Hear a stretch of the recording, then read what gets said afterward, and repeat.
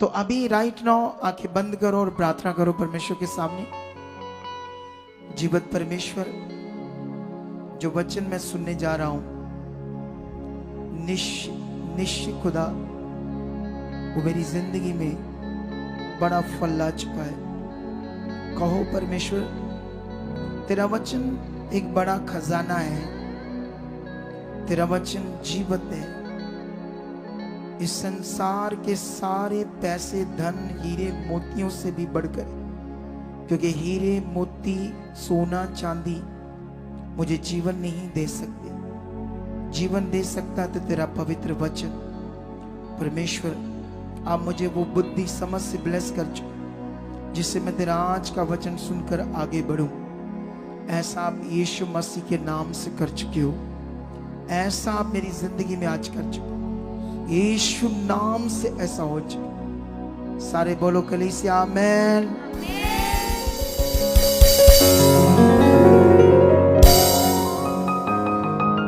Okay, तारीफ करो जोर से खुदावंद की, जोर से जोर से। आप जानते हो पुराने नियम में परमेश्वर ने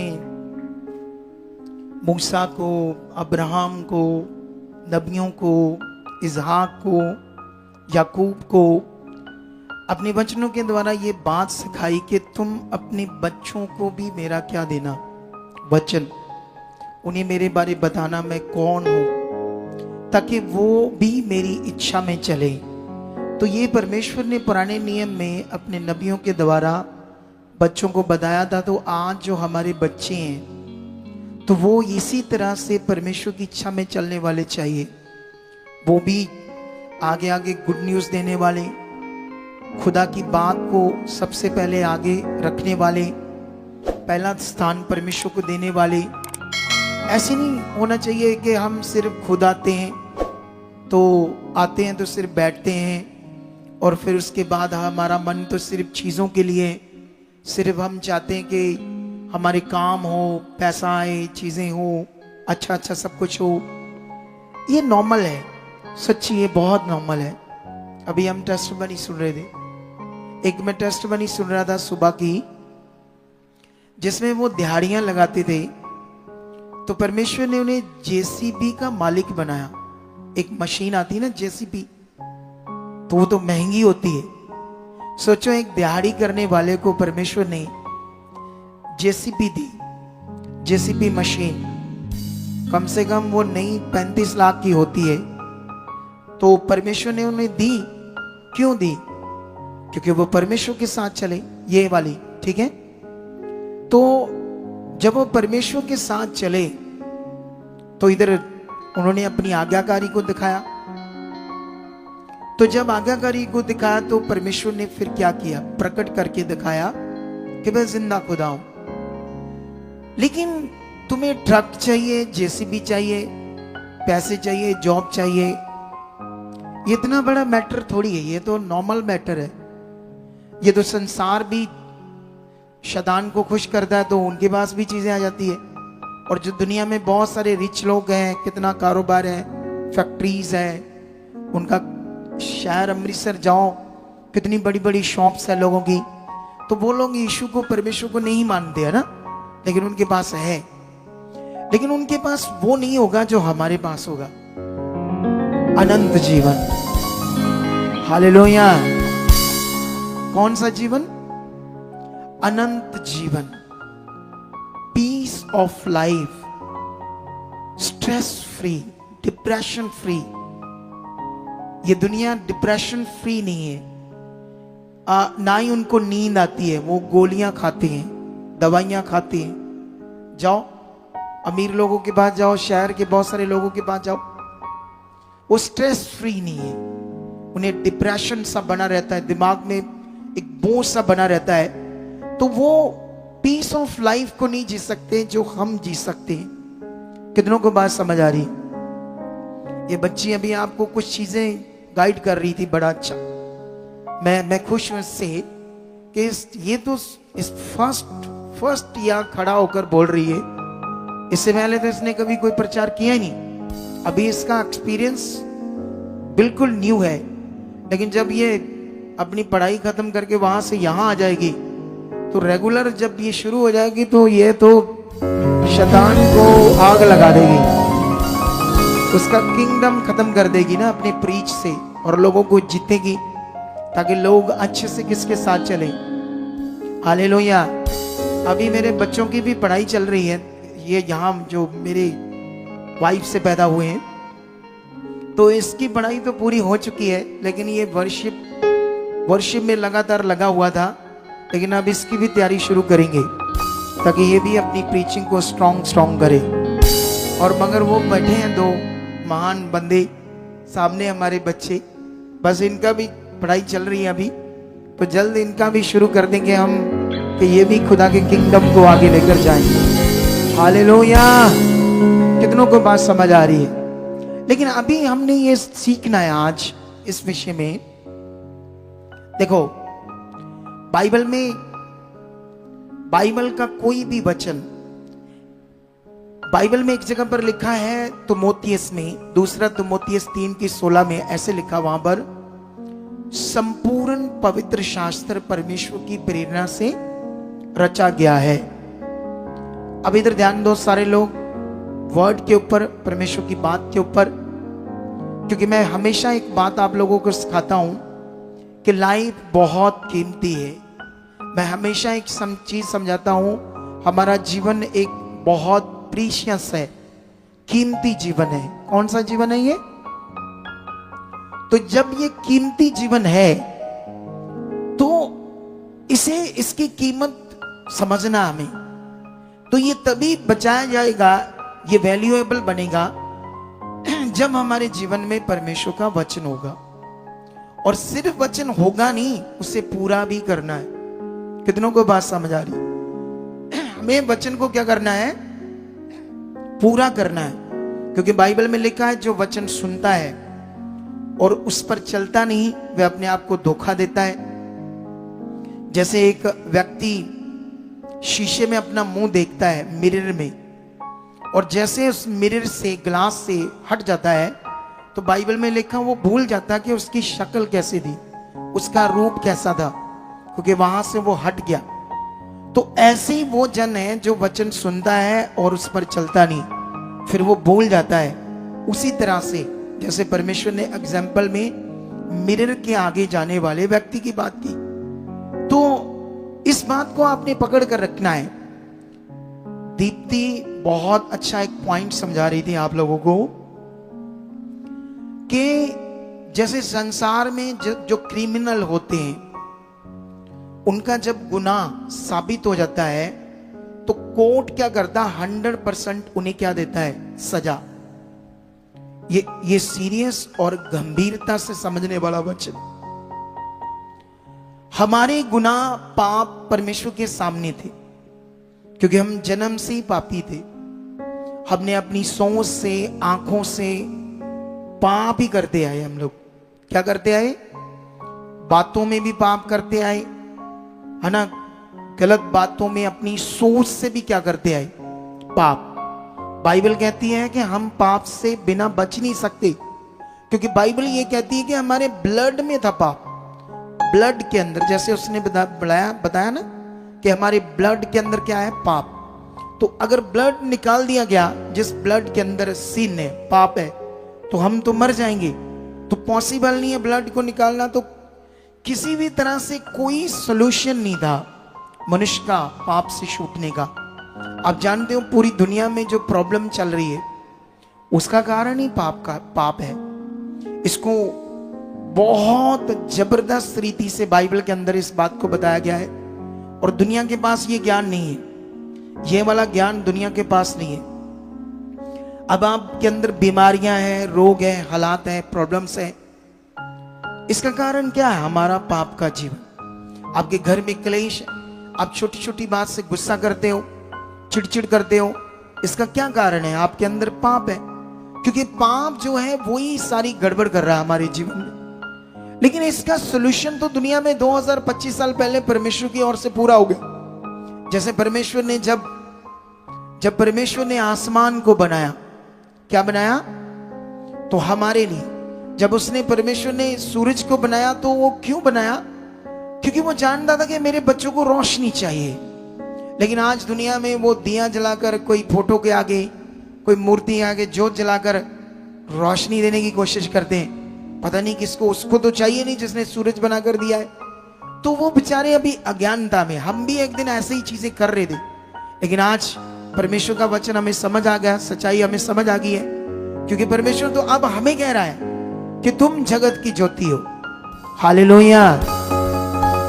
क्या परमेश्वर बात कर रहे हैं? हमसे बात कर रहे हैं कि हम जगत की ज्योति हैं। लेकिन अब हमें यह समझना होगा कि परमेश्वर ने हर चीज को क्यों बनाया? क्योंकि वो ही बना कर देगा ना। क्या दुनिया की कोई साइंस हवा बना सकती थी? बोलो, दुनिया की कोई साइंस बादल बना सकती थी? बारिश बना सकती थी? फ्रूट्स के पेड़ बना सकती थी? तो ये जिसने दुनिया रची, जिसने हमें बनाया, उसी को पता था। तो इसलिए उसने सब कुछ बनाया। लेकिन जब इंसान को बनाया तो इंसान ने इस पृथ्वी को श्रापित किया।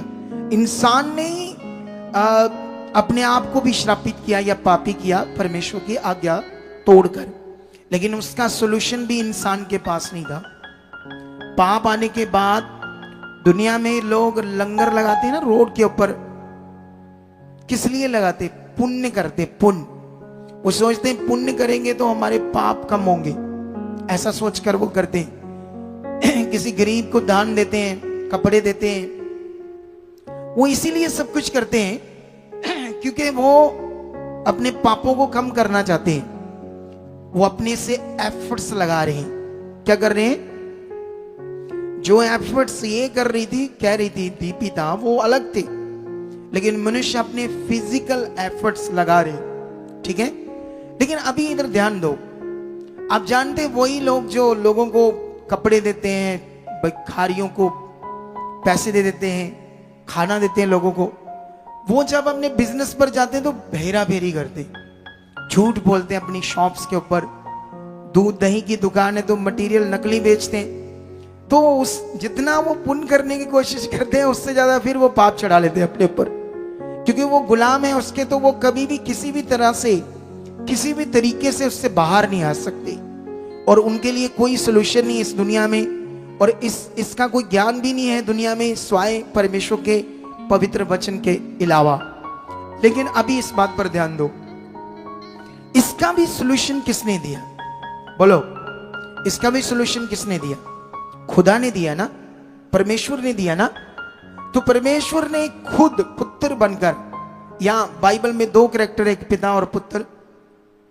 तो परमेश्वर का पुत्र इस दुनिया में आया किस लिए?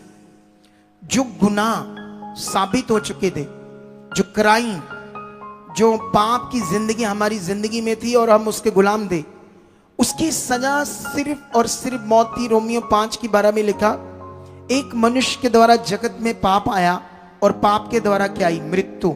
100% हमारे लिए जो हमारा गुनाह था साबित था परमेश्वर के सामने। और परमेश्वर के सामने जब हमारा गुनाह साबित था तो उसकी सजा क्या थी? सिर्फ मौत।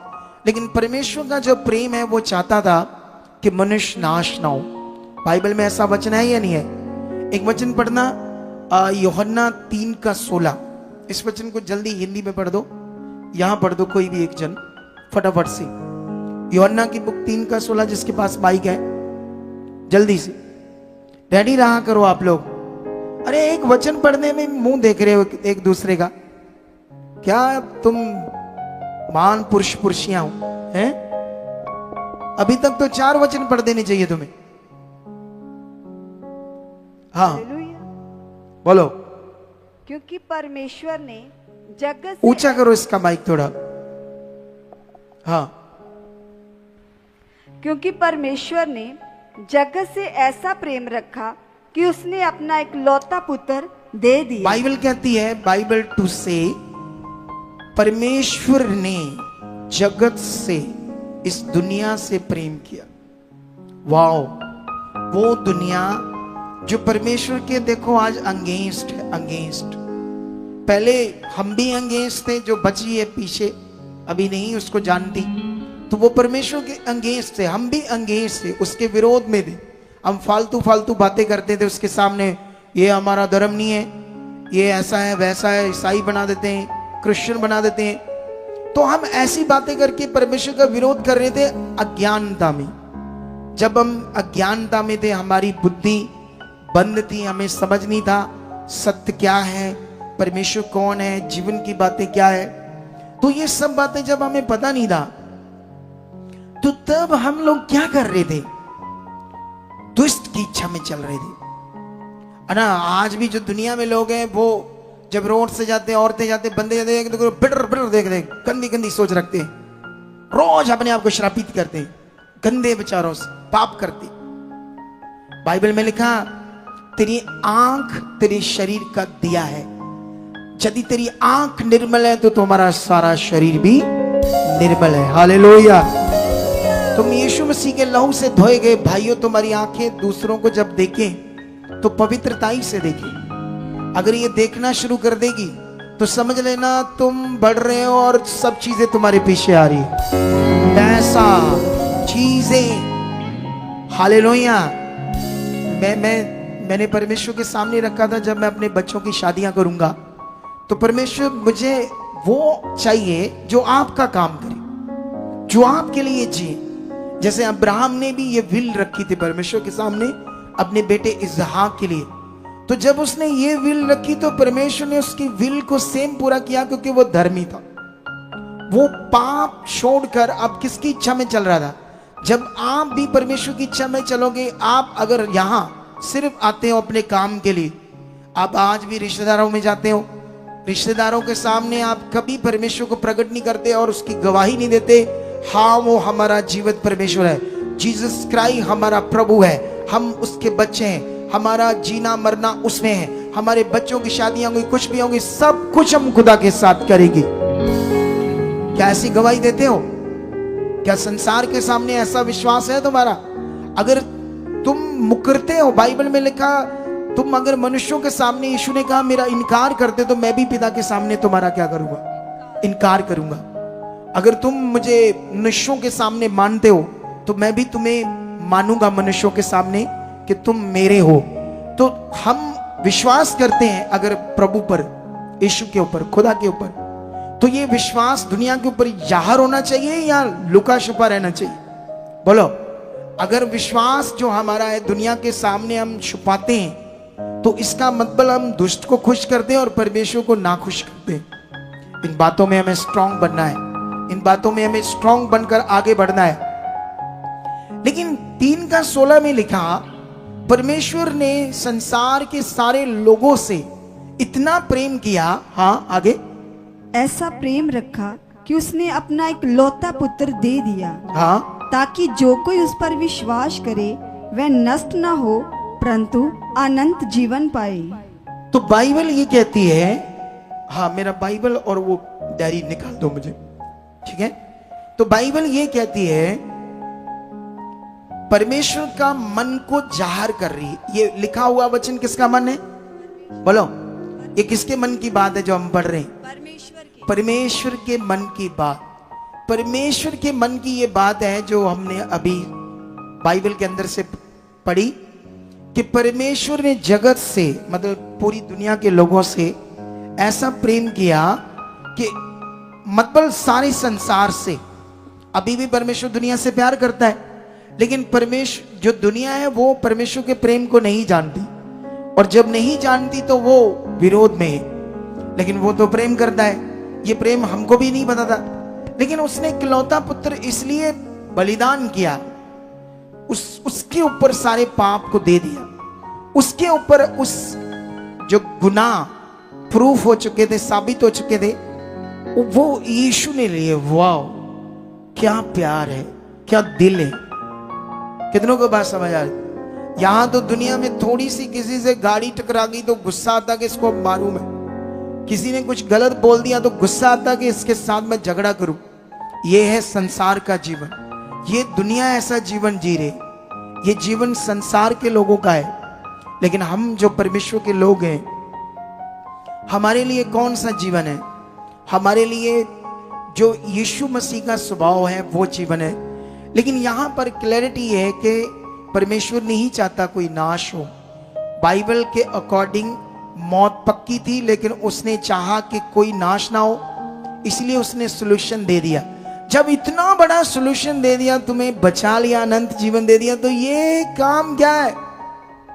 अगर उसको जेसीबी मिल सकते हैं। एक दिन मैं एक जिन्होंने ट्रैक्टर की गवाही दी आज कि परमेश्वर ने ट्रैक्टर ट्राली दिया 7 लाख का, तो एक दिन वो मुझसे मिलने आए क्योंकि उनको सेकंड में भी बेटी होगी, शायद ऐसा कुछ हुआ, सेकंड वाली या थर्ड वाली। वो बेटा तो चाहते थे, गांव के लोग भी रोला रुला पा रहे थे, तुम यीशु में जाते। जब बेटी हुई तो जिस वो इधर की राइट शिक्षा पकड़ रहे थे और बढ़ रहे थे, उन्हें समझ आ रहा था सही करना क्या है। पहले तो बहुत ज्यादा हालातों में थे, लेकिन अभी शायद परमेश्वर की इच्छा नहीं थी बेटा देने की। लेकिन जब बेटी होगी तो जिस पास्टर के पास जाते थे ना, वो घर में स्पेशल आया, कहते इतनी बेइज्जती करके गया, हमारी इतनी बेइज्जती करके गया, इतनी बेइज्जती करके गया। अब तो कहते थे वो ऐसे हैं पापा सुखपाल राणा। ओ भाई, पापा सुखपाल राणा बेटियां बनाता या बेटे बनाता है? देखो उसकी मानसिकता पास्टर की, इतनी बेइज्जती करके गया, इतनी बेइज्जती करके गया उनकी। मैंने सोचा ये क्या बात है भाई, प्रभु की मर्जी थी, वो अभी चाहे तो अगली बार अब 2 बेटे इकट्ठे दे देगा, ये कौन सी बात? तो इनको और अपने विश्वास को पक्का करना पड़ेगा, और वो कर सकता है। ऐसी गवाहियां बन रही है, अभी आएंगे आपके सामने, डबल ट्विंस बेटे। कितनों को बात समझ आ रही? ऐसी जबरदस्त गवाहियां बढ़ रही है। लेकिन उनको मैंने फिर मिला, मैंने उन्हें टीच किया और बताया कि परमेश्वर ने बहुत कुछ रखा है। अब ऐसे सेवकों की बातों के पीछे मत जाओ जो ऐसी फालतू बातें करते। आप परमेश्वर के साथ बढ़िया रिश्ता बनाकर चलो, जो मैं सिखाता हूं वो मन बनाया। देखो उस समय मुझे मिले थे तो वो कह रहे थे हम जो भी कमाते हैं सब खत्म होता है, कोई बरकत ही नहीं है, अच्छे से कोई घर ही नहीं बना हमारा आज तक। तब मैंने उन्हें वर्ड दिया, देखना तुम ये मन पकड़ कर चलो, थोड़े दिनों में ब्लेसिंग की फाइनेंशियल गवाही आएगी। हालेलुया। मैंने पूछा आपके पास पैसे नहीं इकट्ठे होते लेने के लिए? कहते कहां? तो देखो खुदा ने आज उन्हें ट्रैक्टर ट्रॉली से ब्लेस किया है, और भविष्यवाणी है उनको परमेश्वर बेटा भी देगा। जोर से बोलो हालेलुया। ये भविष्यवाणी मैंने कर दी, और जब ये पूरी हो जाएगी तो इसकी कटिंग काट कर उसी पास्टर को भेजना जो इनकी बेइज्जती करने आया था। है? हमारे भी कुछ लोग जो यहाँ चल रहे थे, लोगों ने उन्हें नेगेटिव किया, या किसी वॉलंटियर से ठोकर खा गई, या कोई मुझसे मीट नहीं हुई तो गुस्सा करके शरीर में चल के नहीं आए, तो हमने तो कहा ठीक है, 1-2 बार समझाया। इससे ऊपर कोई आपको टीचिंग या मिनिस्ट्री नहीं मिलेगी जहां सुनी जाती है बात, लेकिन वो शरीर में चले गए। तो आज हमने तो उनको जाकर कोई बेइज्जती नहीं की, भाई उनका मन है। दिल में ये जरूर है कि वो ठोकरें खाएंगे, दिल में ये जरूर है कि उन्होंने राइट शिक्षा को छोड़ दिया, दिल में ये जरूर है, हमारे एक अफसोस है कि वो रीति रिवाजों में चले जाएंगे, जो आत्मा का प्रबंध उसे छोड़ देंगे, और नेगेटिविटी चाहेगी, तुम्हारे लिए भी चाहेगी। लेकिन तुम्हें इन सब बातों को दूर करके परमेश्वर के साथ बढ़ना है। लेकिन याद रखना, ये सारी बातें जितनी हम सीख रहे हैं, इनका मीनिंग है रिलेशनशिप। ये खास करके आज जो टॉपिक सुन रहे हो आप लोग सारे, इसके पीछे जो सारी शिक्षा है, इसको हम बात कर रहे हैं रिलेशनशिप के ऊपर, रिश्ते के ऊपर। जब इन बच्चों की एंगेजमेंट हुई थी, उस दिन भी मैं रिश्तों के ऊपर एक बात कर रहा था, तो ये भी एक रिश्ते की बात है। अगर मैं अफिसियों का एक वचन पढ़ता हूं आपके लिए, एक पावरफुल वचन, यहां पर ऐसे लिखा है, 1 का 5 और 6 ऐसा लिखा है, और अपनी इच्छा के भले अभिप्राय के अनुसार हमें अपने लिए पहले से ठहराया कि यीशु मसीह के द्वारा हम उसके बेटे बेटियां हो, कि उसके उस अनुग्रह की महिमा की स्तुति हो जिसे परमेश्वर ने हमें उस प्रिय में सेत में दिया। तो ये परमेश्वर का जो बड़ा मन है, महान मन है, उसकी बात हो रही है कि परमेश्वर क्योंकि आप जानते हो परमेश्वर को सबसे ज्यादा किससे नफरत है? पाप से। पाप से परमेश्वर को इतनी घृणा है क्योंकि वो पवित्र है। तो वही तो हमारा जीवन था। तो कैसे उसकी संतान बन सकते थे? कैसे हम बेटे बेटियों का जो उपाधि है, जो रिश्ता है हमारा, कैसे हो सकता था? तो ये इतना बड़ा प्रेम था परमेश्वर का कि उसने इतना बड़ा कार्य पृथ्वी पर किया कि यीशु मसीह खुद हमारे लिए क्रॉस पर चढ़े, एक प्रायश्चित किया जिससे हम पाप से छूटकर परमेश्वर के क्या बने? बेटे बेटियां। ये रिश्ता है हमारा। अब जिसके साथ रिश्ता आप समझ आ रहा है, तो ये रिश्ता कैसे जीना है इसको हमें समझना होगा। जैसे role of active engagement versus role of passivity in governance. ये शब्द है इंग्लिश का कवनेंशियल रिलेशनशिप। कितनों को बात समझ आ रही है? शायद मैं ठीक से नहीं पढ़ पाया, लेकिन इस पर ध्यान दो आप लोग। यहां जो पॉइंट है ये आपने सीखना है। तो यहां जो पॉइंट है ये दो तरह से रिश्ता समझ आ रहा है। एक वो रिश्ता जो एक्टिव है, रोल ऑफ एक्टिव। एक वो रिश्ता है जो रोल ऑफ पैसिविटी। कितनों को बात समझ आ रही? दो तरह का रिश्ता। एक रिश्ते में जिससे हम एक्टिव है, एक्टिव, जो परमेश्वर चाहता वो करने में। एक वो रिश्ता है जिसमें हम सुस्त हैं। तो हमारे ऊपर है ना, हमारे रोल के ऊपर, हमारे जीवन के ऊपर अब क्या पकड़ रहे हो, क्योंकि सब कुछ तैयार है, सब कुछ तैयार है। अगर आप यहोशू के जीवन को पढ़ोगे तो परमेश्वर ने जब यहोशू को चुना तो उससे पहले कौन उसकी इच्छा पूरी कर रहा था? एक पदवी के ऊपर, एक रिश्ते के बीच में एक खुदा और एक नबी का भी रिश्ता। जैसे मैं भी, मेरा भी एक रिश्ता खुदा के साथ, एक नबी का, एक खुदा का रिश्ता, एक पति का पत्नी का रिश्ता है ना, एक अगुए और कलीसिया का रिश्ता, ठीक है।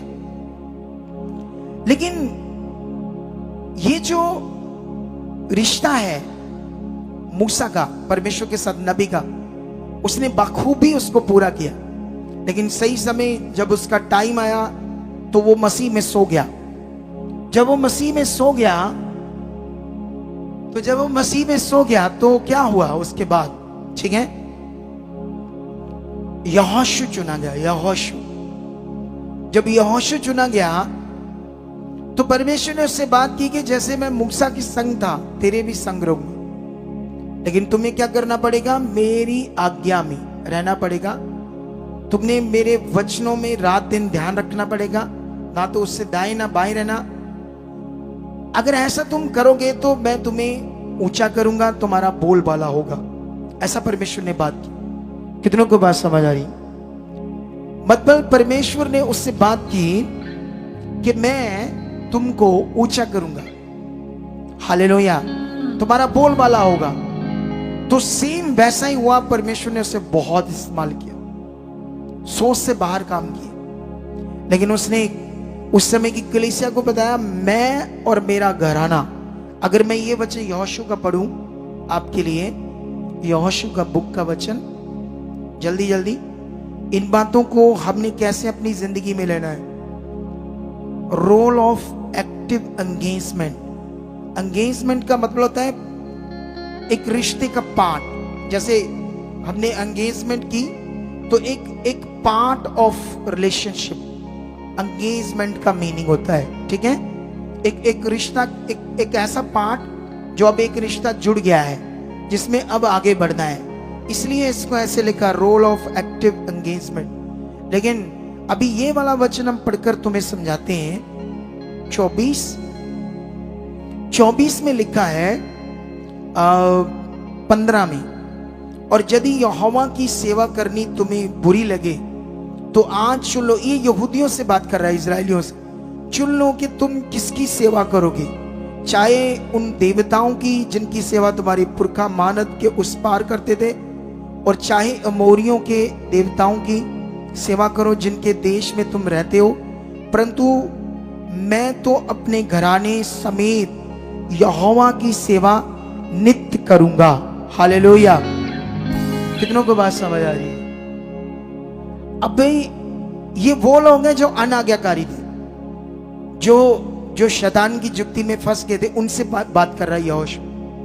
काफी सारे लोगों से कहता मैं, मेरा घराना यहोवा की सेवा में नित्य लगे रहेंगे, दिल से, मन से। तो ये बड़ी बात है, आपको समझना है कि role of passivity in covenantal, hallelujah, relationship. लेकिन ये बात आपको पकड़नी होगी कि परमेश्वर के साथ जो अब हमने चलना है, तो उसे हमने अपने जीवन से एक एक्टिविटी को इन्वेस्ट करना। अपने जीवन की एक्टिविटी को क्या करना है? इन्वेस्ट करना है परमेश्वर के किंगडम के अंदर, उसकी इच्छा के अंदर वो क्या चाहता है। अगर हम ऐसा नहीं कर पाए तो हम कौन है? हम रोल ऑफ पैसिविटी है, सुस्त, आम। और बाइबल के हमने देखा जो सुस्त लोग थे, जब वो 40 साल इजरायली जंगल में थे तो क्या हुआ था उनके साथ? वो नाश हो गए, क्योंकि वो पहले सुस्त थे और फिर वो अनाज्ञाकारी बने। और जो लोग भी सुस्त होंगे,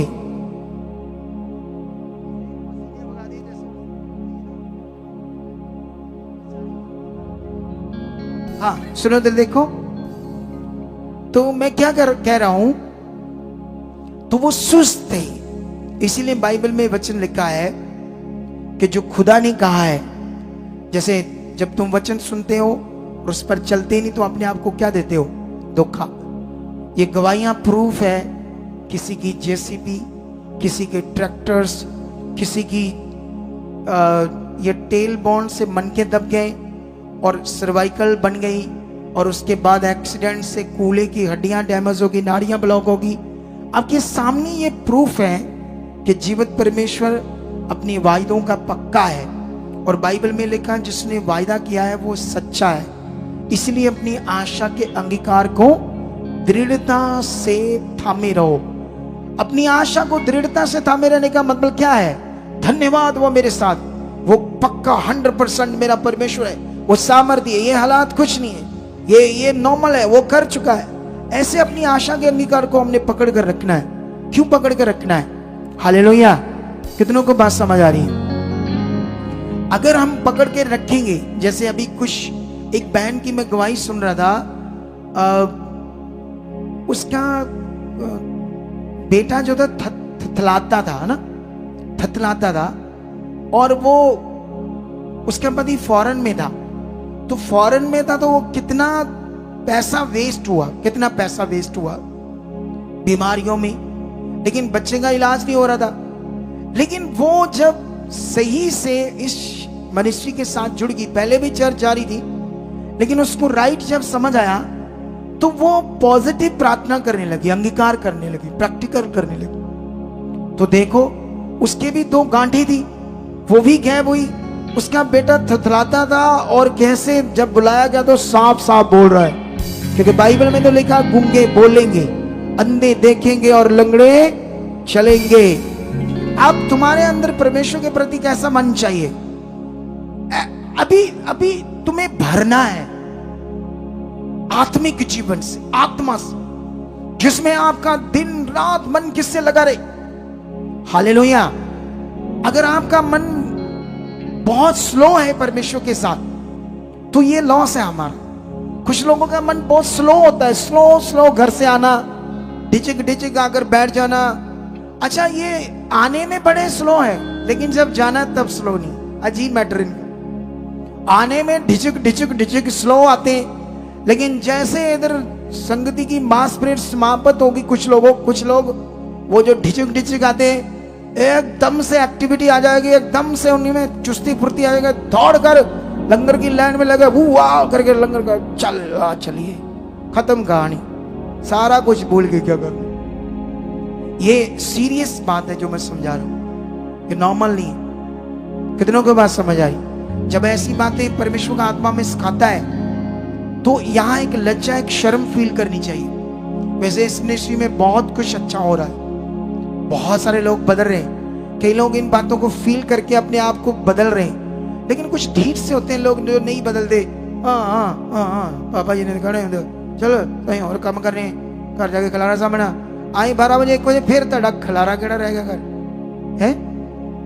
मतलब 7 बजे उठ कर आए, 6 बजे उठ कर आए, जो खिलारा रह गया।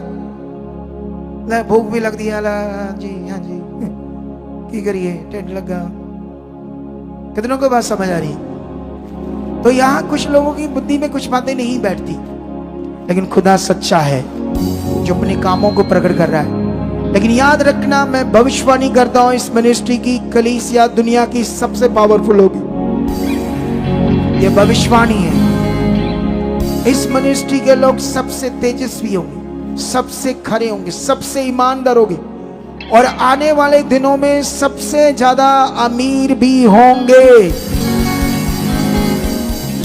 लेकिन वो जो बोएंगे, क्योंकि अमीर होने का जो नियम है वो बोना है, साफ साफ ऐसा लिखा है। जो खुदा ने कहा है वो करना है। ये मेरे बेटे की इन-लॉज फैमिली जो है, कल इनकी दीपिति की मम्मी और डैडी की एनिवर्सरी थी, तो हम लोग इकट्ठे थे कल। तो वो कहते मेरी ना एक चाहत है। मैंने कहा क्या? कहते मुझे ना ड्रोन, यहाँ जो लाइव ड्रोन है वो बोना है। मैंने कहा नहीं, आपका पहले बड़ा खर्चा हो चुका है, हम ले लेंगे, कोई नहीं, फंड से ले लेंगे प्रभु के। नहीं, कहते नहीं, मुझे मेरी चाहत है। अब वो कौन सा सस्ता होता है लाइव ड्रोन, हमने आज तक लाई नहीं। तो कल इन्होंने वो बीज बोया कि मेरी तरफ से मेरी चाहत को पूरा करो, आप रोको ना। तो देखना अगली मीटिंग में हम वो ड्रोन चलाएंगे लाइव, क्योंकि इन्होंने अब वो उसका पैसा बो दिया है। क्या कर दिया? उसका पैसा बो दिया है ना परमेश्वर के काम के लिए। तो ये दिल चाहिए। वो कहते हैं हमें परमेश्वर दे रहा है।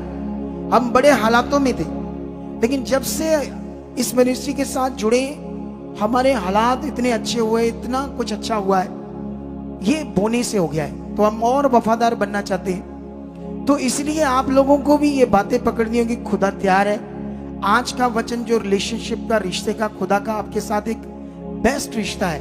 ये नहीं कि हम, ऐसे भी लिखा है, ये नहीं कि हमने कुछ ऐसा किया कि हमारा रिश्ता है। ना ना, हम तो पापी थे, रॉन्ग, हम तो उसके योग्य, उसके लायक ही नहीं थे।